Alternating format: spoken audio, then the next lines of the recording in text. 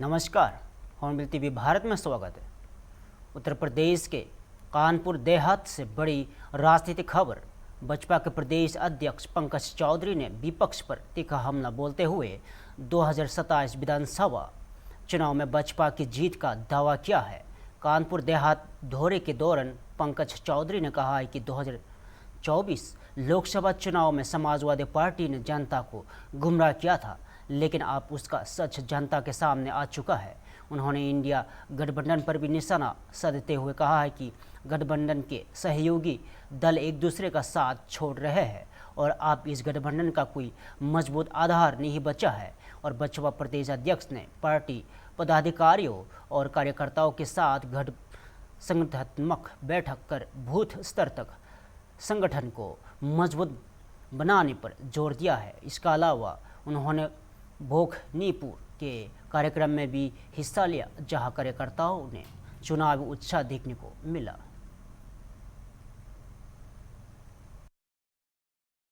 में कुछ जिलों का पहले भी मैंने दौरा किया है और आज उसी दौरे के क्रम में कानपुर से लेकर और झांसी तक कई जिलों का दौरा जाकर के कार्यकर्ताओं से मिलना, उनका बातचीत सुनना, उनसे साथ बैठ करके रणनीति बनाने का काम किया।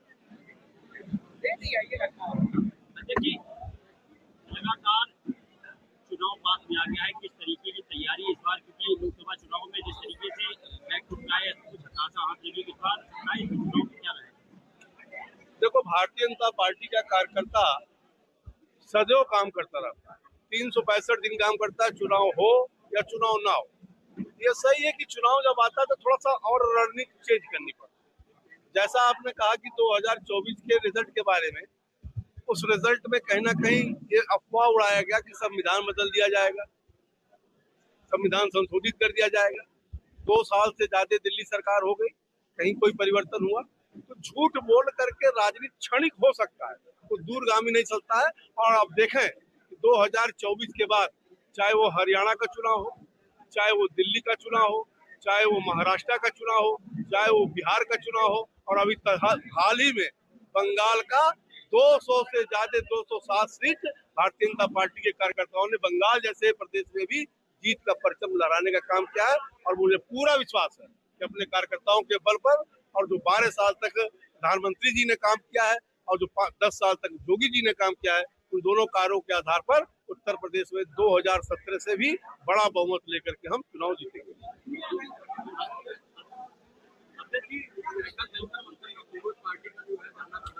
देश में बहुत पार्टियां हैं, देश में बहुत पार्टियां अपना अपना कार्यक्रम करती रहती है, वो भी कार्यक्रम हुआ। इंडिया अलायंस अगर आप देखो, इंडिया अलायंस की हम क्या बात करें, 40 साल पुराना संबंध कांग्रेस और डीएमके का था, और जरा सा सत्ता से वो दूर गए और डीएमके का साथ छोड़ने में 1 मिनट भी कांग्रेस को नहीं लगा। बंगाल की भी हालत आप देख रहे हो, झारखंड मुक्ति मोर्चा की भी हालत देख रहे हो, तो इंडियन अलायंस का कोई मतलब नहीं रह गया।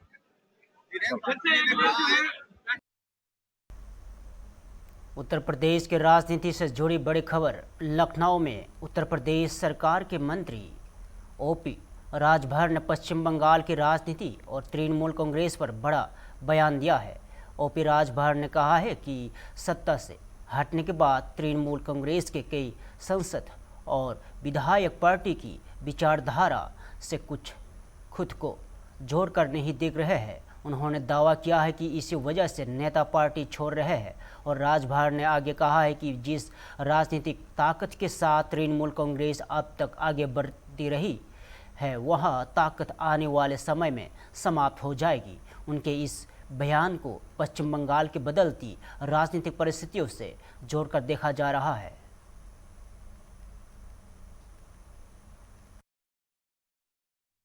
शामिल हो रहे हैं, डीएमके और सीपीआईएम इस बैठक से दूरी बनाई है, कैसे देखें? देखिए, निश्चित है कि दूरी बनाने का कारण है कि कांग्रेस ने जो डीएमके से हट करके अलग समर्थन दिया है, वहाँ इसको लेकर के वो पार्टी नाराज है, इस नाते वो गठबंधन में नहीं जा रही। सर, ममता बनर्जी भी वहाँ तो आपसी कलह से जूझ रही है। टीएमसी के लगातार जो विधायक हैं वो टूटते हुए नजर आ रहे हैं, वो पार्टी से अलग होते हुए नजर आ रहे हैं। ऐसे में इंडिया गठबंधन में शामिल हो रही है। देखिए, टीएमसी का यह वजूद सत्ता से हटने के बाद बहुत से उनके विधायक सांसद उनकी विचारधारा से मेल नहीं खा रहे हैं। इस नाते वो लोग टीएमसी से अलग होने के लिए बराबर छटपटा रहे हैं और टीएमसी से अलग हुए हैं। टीएमसी आप देखिएगा कुछ दिन के बाद जो ताकत में टीएमसी रही है, अब वो ताकत उसकी खत्म हो जाएगी।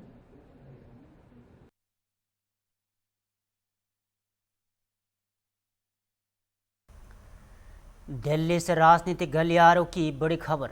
बसपा नेता शहजाद पूनावाला ने इंडिया गठबंधन की बैठक को लेकर विपक्षी दलों पर तीखा हमला बोला है। शहजाद पूनावाला ने कहा है कि इंडिया गठबंधन के पास अब ना तो कोई विजन बचा है और ना ही कोई मिशन। उन्होंने आरोप लगाया कि कांग्रेस पार्टी ने अपने सहयोगी दलों के साथ विश्वासघात किया है और पूनावाला के मुताबिक कांग्रेस द्वारा डीएमके के साथ किए गए व्यवहार के कारण ही डीएमके इस बैठक में शामिल नहीं हो रही है।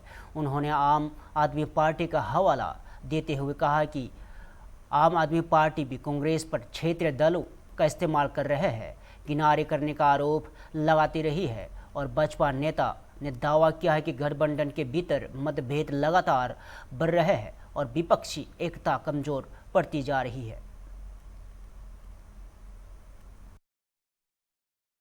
जो डेवलपमेंट है कि दिल्ली सेंट्रल में पोस्टर्स लगे हैं जिसके अंदर इन्हीं के ही इंडिया अलायंस के जो राहुल गांधी के लिए रिमार्क्स थे उनको हाईलाइट किया गया है। क्या बोलना चाहेंगे? देखिए, इंडिया अलायंस में कभी भी कोई मिशन या विजन नहीं रहा, केवल कंफ्यूजन और डिवीजन रहा। और चाहे ये पार्टीज एक साथ एक मंच पर आ भी जाए, दल तो मिल जाते हैं, पर जैसे स्टेटमेंट उन्होंने एक दूसरे के खिलाफ दिए हैं, जो पोस्टर पर दिखाई दे रहे हैं, उससे दिल कभी नहीं मिल सकते। तो ये लोग अलायंस ऑफ कन्वीनियंस बता सकते हैं, पर ये अलायंस ऑफ कन्विक्शन नहीं है। और इसीलिए हमने देखा कि कांग्रेस पार्टी ने जिस प्रकार से डीएमके से धोखा किया, तो डीएमके इस अलायंस मीटिंग में नहीं आ रही है। एनसीपी शरद पवार की भी जो सुर थे वो बदले बदले से नजर आ रहे थे। जिस प्रकार से जेएमएम ने कांग्रेस के साथ राज्यसभा सीट को लेकर झारखंड में मोर्चा खोला हुआ है, लेफ्ट पार्टीज ने तो लेटर लिख दिया कांग्रेस पार्टी को कि राहुल गांधी के जिस प्रकार के स्टेटमेंट, और आम आदमी पार्टी तो बोलती है कि कांग्रेस सिर्फ यूज एंड थ्रो करती है क्षेत्रीय दलों को। दरअसल सभी क्षेत्रीय दल ये मानते हैं कि कांग्रेस पार्टी एक पैरासिटिक पार्टी है, वो केवल उनका यूज करती है और थ्रो करती है और कोई कांग्रेस के नेतृत्व में चलना नहीं चाहता। तो ये लोग एक साथ आ भी जाए, दल एक साथ हो भी जाए, दिल एक साथ नहीं होते। कोलकाता से बड़ी आर्थिक और राजनीतिक खबर। पश्चिम बंगाल सरकार में मंत्री दिलीप घोष ने राज्य में निवेश और औद्योगिक विकास को लेकर बड़ा बयान दिया है। दिलीप घोष ने कहा है कि राज्य सरकार कई नई राष्ट्रीय और अंतर्राष्ट्रीय कंपनियों के साथ संपर्क में है ताकि वे पश्चिम बंगाल में आकर निवेश करें और व्यापारिक गतिविधियों का विस्तार करें। उन्होंने भरोसा जताया है कि आने वाले समय में राज्य में बड़े पैमाने पर निवेश देखने को मिलेगा, जिससे रोजगार और आर्थिक विकास को गति मिलेगी। मंत्री ने यह भी कहा है कि मंत्रिमंडल का विस्तार पूरा हो चुका है और सरकार विकास कार्यों को आगे बढ़ाने के लिए पूरी तरह प्रतिबद्ध है।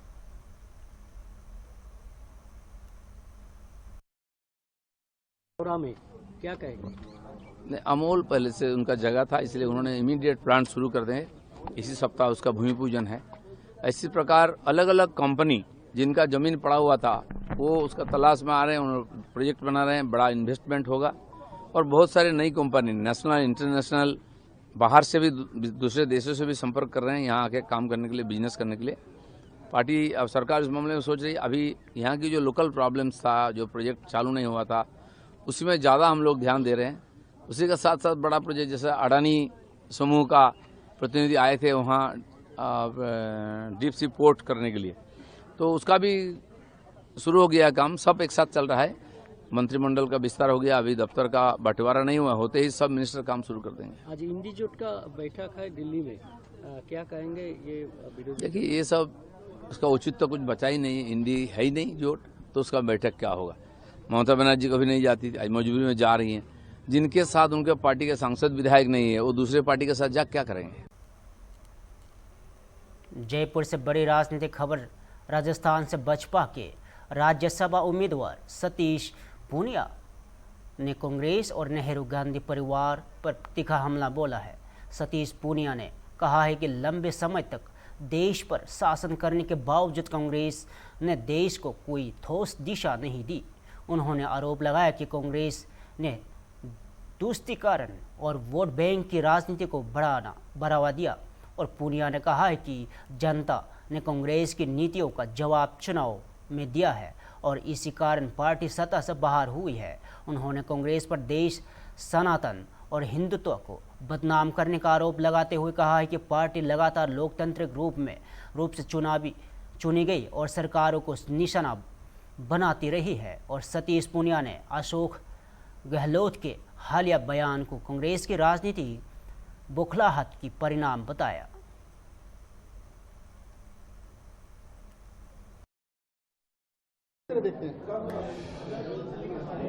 देखिए, इस देश में 55 वर्षों तक राज करने के बावजूद भी कांग्रेस पार्टी ने देश को कुछ दिया नहीं, केवल दिया नेहरू गांधी खानदान, और उन्होंने इस देश को लूट का बाजार बना दिया था।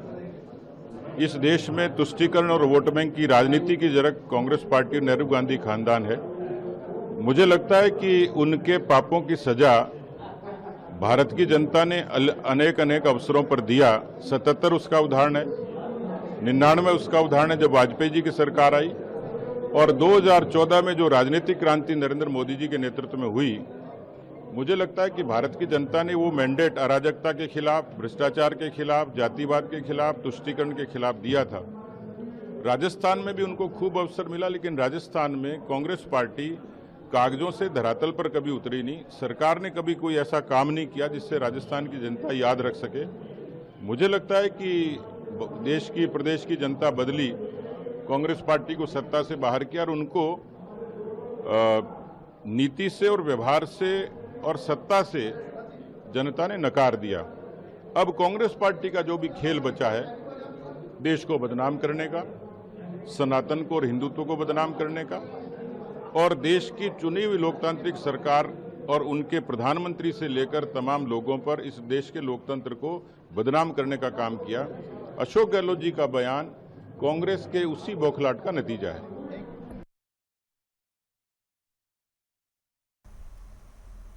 पटना से राजनीतिक खबर। लोक जनशक्ति पार्टी रामविलास के एमएलसी उम्मीदवार अशरफ अंसारी ने अपनी उम्मीदवारी को लेकर खुशी जताते हुए इसे अपने जीवन का ऐतिहासिक दिन बताया है। और अशरफ अंसारी ने कहा है कि पार्टी के संस्थापक रामविलास पासवान का आशीर्वाद और पार्टी के प्रमुख चिराग पासवान का विश्वास उन्हें जिम्मेदारियों का एहसास करा रहा है। और उन्होंने कहा कि पार्टी और नेतृत्व ने जो भरोसा उन पर जताया है उस पर खरा उतारने के लिए वह पूरी निष्ठा और समर्पण के साथ कार्य करेंगे। और अंसारी ने विश्वास जताया है कि वे संगठन की अपेक्षाओं को पूरा करते हुए जनता की सेवा और पार्टी को मजबूत करने का प्रयास करेंगे।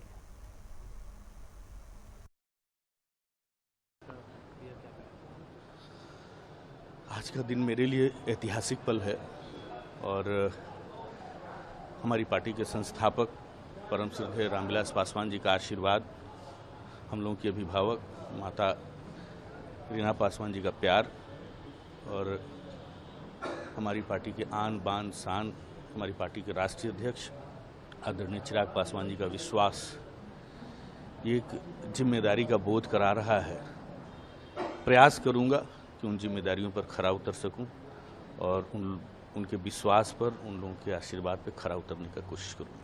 चिराग जी ने आपको महत्वपूर्ण जिम्मेदारी, आपके ऊपर विश्वास जगाया, यही न मतलब इसके लिए हम हृदय से आभार प्रकट कर रहे हैं उनका, और यही और जिम्मेदारियों का बोध करा रहा है कि जिस तरह से हमारे जैसे एक छोटे कार्यकर्ता पर उन्होंने विश्वास किया और इतनी बड़ी जिम्मेदारी दी है।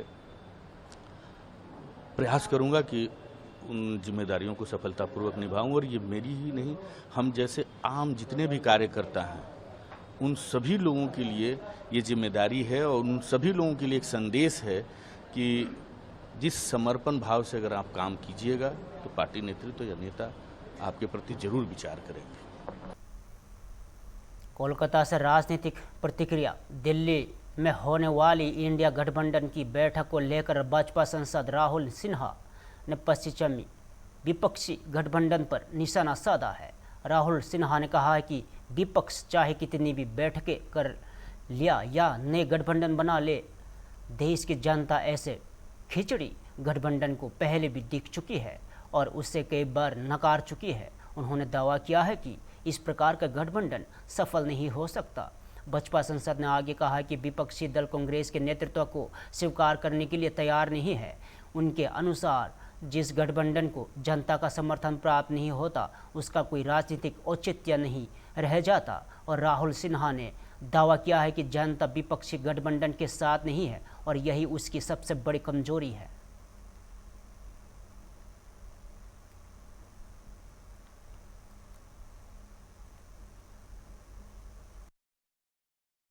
ये इंडिया गठबंधन का बैठक है माइनस डीएमके आज होने वाला है, क्या बोलेंगे इस सवाल में? देखिए, जितना भी गठबंधन करे, गठबंधन का मीटिंग करे, देश का जनता ऐसा खिचड़ी गठबंधन को बहुत पहले देख चुका है और उसको वर्जन भी कर दिया। इसीलिए कोई गठबंधन कोई कामयाब नहीं होगा जितना भी जो प्रयास करे, और कांग्रेस का नेतृत्व तो कोई स्वीकार करने के लिए तैयार भी नहीं होगा। अब देखिएगा, कांग्रेस का नेतृत्व में कोई गठबंधन ऐसा किसी पार्टी स्वीकार नहीं करेगा, वो डीएमके हो और कोई भी हो। केसी वेणुगोपाल राव बोल रहा है ये जो पार्टी का मीटिंग बैठेगा इंडिया गठबंधन का, इसमें मेन फोकस होगा बुलडोजिंग नेचर, एंटी डेमोक्रेसी और नीट एग्जाम के लिए, ऐसा विचार। देखिए, बात वो विचार कुछ कर सकता है, लेकिन उनका साथ जनता का कोई संयोग है क्या? जनता का समर्थन है क्या?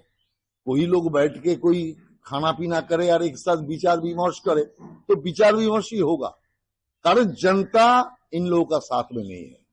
और इसीलिए जनता जिसका साथ नहीं है, ऐसा गठबंधन का कोई औचित्य भी नहीं है, उसका कोई अर्थ भी नहीं है। 5 तारीख तक जितना भी मदरसा है उसका सर्वे रिपोर्ट जमा कर।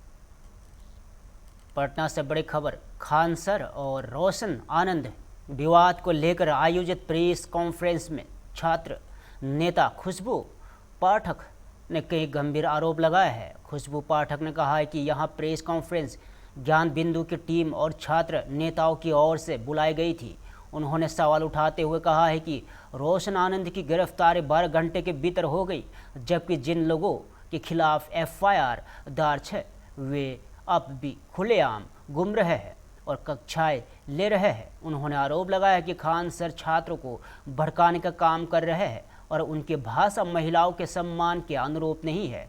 खुशबू पाठक ने कहा है कि कानून सभी के लिए समान होना चाहिए और मामले में निष्पक्ष कार्रवाई होनी चाहिए। उन्होंने यह भी कहा है कि यदि सरकार कार्रवाई करती है तो वे उसका स्वागत करेगी और गौरतलब है कि यह आरोप छात्र नेता की ओर से लगाए गए हैं। मामले में संबंधित पक्षों की प्रतिक्रियाएं और जांच एजेंसियों की कार्रवाई का इंतजार है।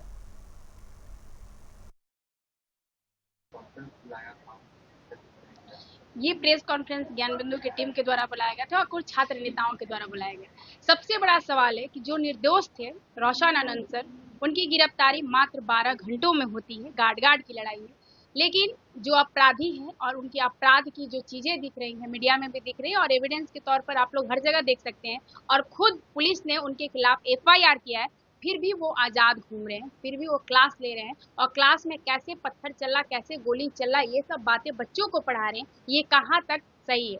मैंने एक नारा दिया था, गो बैक का। ये यही कारण था कि वो छात्रों को पढ़ाते नहीं हैं, छात्रों की इमोशन के साथ खेलते हैं, उनके कहीं ना कहीं उनको बहलाने का काम करते हैं। अब यहाँ पर 2 शिक्षकों की कहीं ना कहीं स्पर्धा है, खान सर और रोशन सर के बीच में, तो छात्रों को वो बांटने का काम कर रहे हैं, बैठ के कहीं ना कहीं ज्ञान बिंदु के खिलाफ भड़काने का कार्य कर रहे हैं। जब उनकी गिरफ्तारी हो रही है, मीडिया में 24 रात भर चल रही है, अब खान सर गिरफ्तार, तब खान सर गिरफ्तार, अरे खान गिरफ्तार कब होगा? पटना पुलिस, बिहार पुलिस से ये पूछ रहे हैं कि रंगा सियार नटवर लाई कब गिरफ्तार होंगे खान सर? सर बोलने का तो इच्छा नहीं है क्योंकि मैंने उनसे कोई शिक्षा दीक्षा नहीं लिया है, कुछ लोगों का कहना है कि मर्यादा में भाषा का यूज कीजिए। आप उनके वाणियों को देख सकते हैं कि वो किस तरीके से महिलाओं का अपमान करते हैं, किस तरीके से लड़कियों का लिपस्टिक पर कमेंट करते हैं। तो कहीं ना कहीं टिट फॉर टैट जैसे कुछ ऐसा होना चाहिए। उन्होंने महिलाओं का अपमान किया, उन्होंने बेटियों का अपमान किया, क्लास में चुट्टा शब्द का यूज करते हैं, वो कहाँ तक उचित है? और अपने भाषा पर कंट्रोल उनके पास है। तो कल यानी कि कल पटना के गांधी मैदान में गांधी मूर्ति के नीचे अगर कल सुबह तक खान यानी नटवर लाल की गिरफ्तारी नहीं होती है तो कल सुबह 10 बजे से गांधी मैदान गांधी मूर्ति के नीचे बिहार के और छात्रों के और जो छात्र हैं, जो शिक्षकों के प्रति प्यार है, जो शिक्षक गिरफ्तार हुए हैं उनको जल्द से जल्द रिहा किया जाए क्योंकि वो निर्दोष थे। लेकिन नटवर लाल की गिरफ्तारी कब होगी? ये सम्राट सरकार से विनम्र निवेदन है कि आपके नाम की हमारे बिहार की थुई थुई हो रही है, हमारे सम्राट सरकार की थुई थुई हो रही है। जिस दिन सम्राट सरकार माननीय मुख्यमंत्री जी नटवर लाल की गिरफ्तारी करते हैं, तहे दिल से उस दिन हम धन्यवाद देंगे कि हाँ सच में हमारी सरकार अच्छा कार्य कर रही है। धन्यवाद। छात्र जयपुर से राजस्थान की राजनीति पर बड़ी खबर।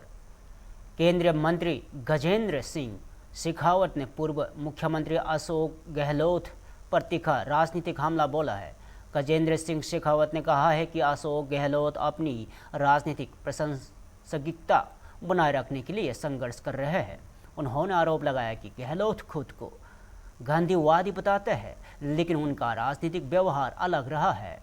शेखावत ने यह भी कहा है कि राजस्थान कांग्रेस का इतिहास उन नेताओं के प्रति अनुकूल नहीं रहा जिन्होंने अपनी राजनीतिक पहचान को आगे बढ़ाने की कोशिश की। केंद्रीय मंत्री ने दावा किया है कि कांग्रेस पार्टी संभवतः सचिन पायलट को कोई नई जिम्मेदारी देने पर विचार कर रही है और इसी कारण इस तरह की राजनीतिक प्रतिक्रिया सामने आ रही है। उन्होंने कहा है कि अशोक गहलोत पार्टी में अपनी भूमिका और प्रभाव को लेकर चिंतित दिखाई दे रहे हैं।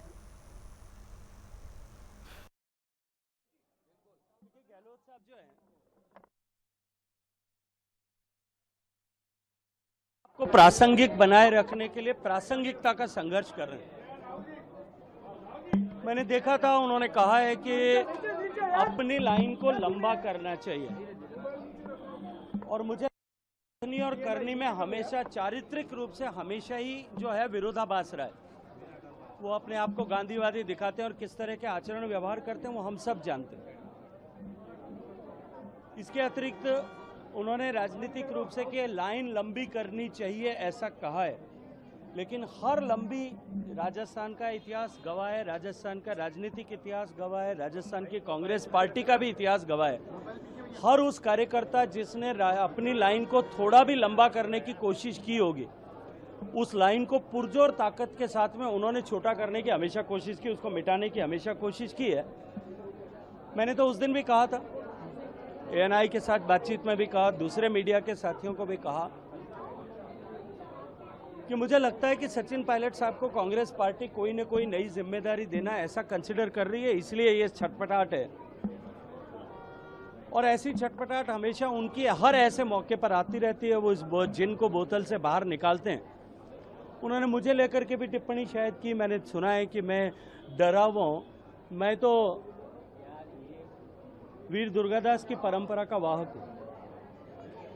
मैं वीर दुर्गादास की तरह सामान्य परिवार में पैदा होकर के जिस तरह से उन्होंने अपनी विचारधारा के प्रति निष्ठा और संकल्प के प्रति निष्ठा के साथ में काम किया, मैं उसी तरह से स्वामी भक्ति, विचारधारा के विचार के प्रति निष्ठा और उस संकल्प के लिए समर्पित होकर के काम करने वाला व्यक्ति हूं। डर का कॉलम मेरे जो है कहीं भी मेरे न तो चरित्र में है, न व्यक्तित्व में है और न कृतित्व में ही है।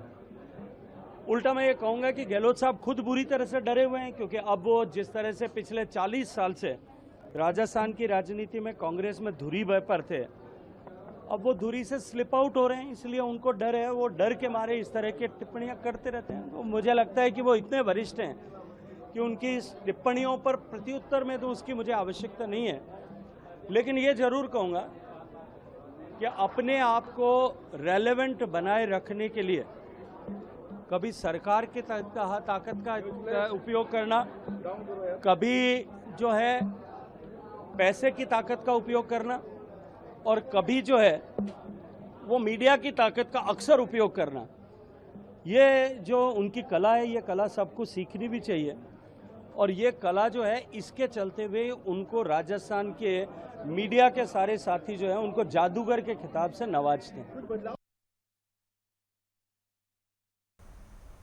फिलहाल के लिए इतना ही। ताज़ा खबरों बने रहे होमबिल टीवी भारत के साथ।